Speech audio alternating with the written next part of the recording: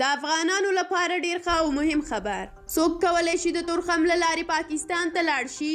د چرسو د پروسس کارخونې جوړول څنګه دروغ ووتل؟ ویډیو وګورئ ترڅو د دې ترڅنګ نورو مهمو خبرونو څخه مو هم خبر کړم. اسلام آباد کې د افغانستان سفارت اعلان کړی دی چې لا تکلنۍ ښکته افغان ماشومان او ناروغان کولی شي له پاسپورټ او ویزې پرته د تورخم له لارې پاکستان ته داخل شي. په خبرپاڼه کې ویل شوي دي چې کابل او اسلام آباد هوکړه کړې ده چې هره ورځ 100 افغان ناروغانو ته له سفري اسنادو پرته پاکستان ته د ننوتو اجازه ورکړي.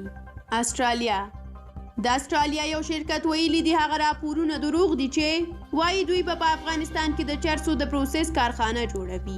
د کوچني شرکت زیاته کړې ده چې ټول 18 کارخونې یې دي. د دوی په خبره په خارج کې او هغه د طالبانو سره د هیڅ کاروبار کولو فکر نه لري. د دې شرکت مشر رویټرز اژانس ته ویلي دي چې د ورځې 40 یا 50 ټلیفونونه راځي او په افغانستان کې د چرسو د پروسس کولو په اړه بې اساسه پوښتنې کوي.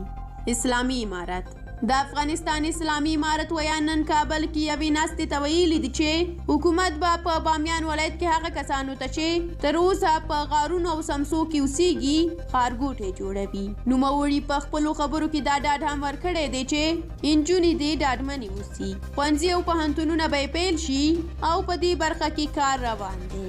او دغه ناسته د جعفر مهدوي په مشرۍ د افغانستان ملت په نوم سیاسي ګوند نن په کابل کې جوړه کړې وه او په دغه ناسته کې له اسلامي امارت څخه خپل ملاتړ اعلان کړی دی. مهدوي ویلي دي چې هزاره د اسلامي امارت ملاتړي دي او ورسره پوره همکاري لري.